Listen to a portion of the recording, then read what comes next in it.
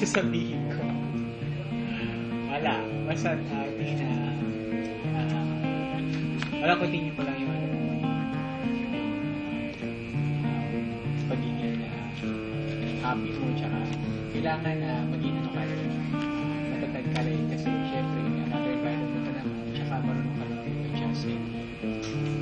Tsaka continue mo rin yung pagiging hard work mo bilang isang nurse,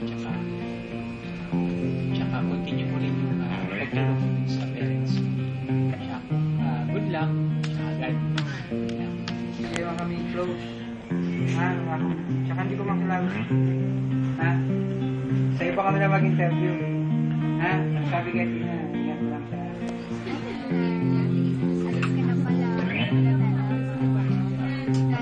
Saan ka mo?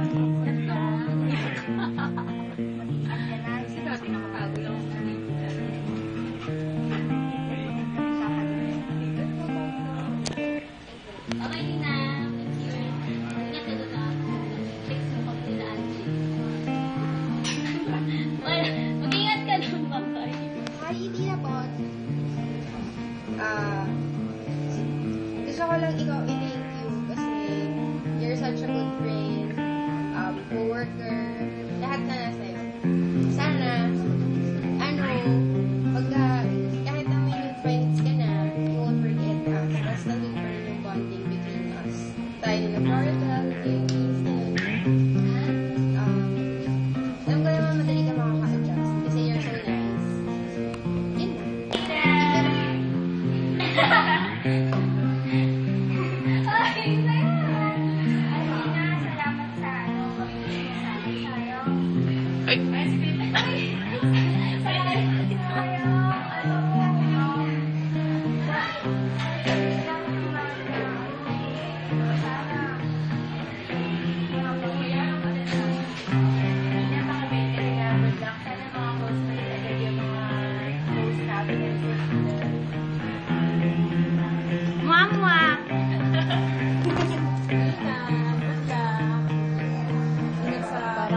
Parang artista.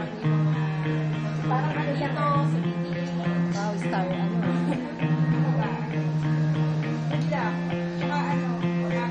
Ganyan-ganyan sa ano.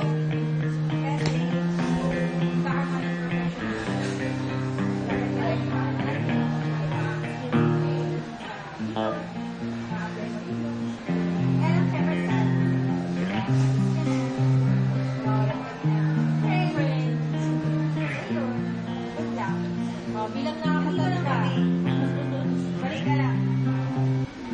Tina, good luck. Well, Tina, good luck din. Take care. Magalingan mo doon. Sa lahat ng tulong mo dito, apply mo doon. Makabait ka. Masaya kami na naging part ka ng BDH.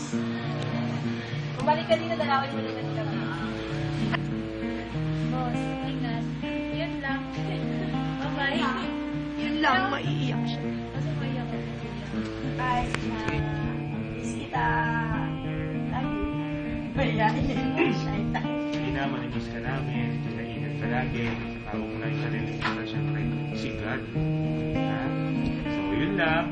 Hopefully na maging successful lang yung pagbabago, pag-up level mo ng kasi.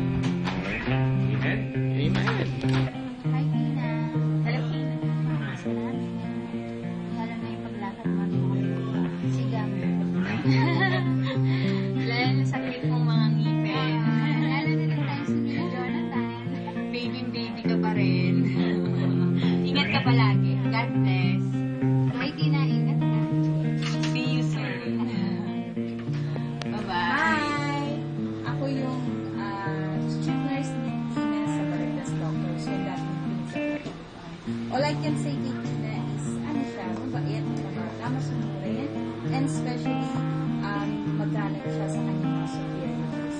And with regards to work naman, sa trabaho, wala akong masasabi sa kanya. Very flexible siya, madali siya makapag-adjust sa kanyang trabaho, and at the same time, masipag. So, good luck, and God bless, more power. Ingat ka lang.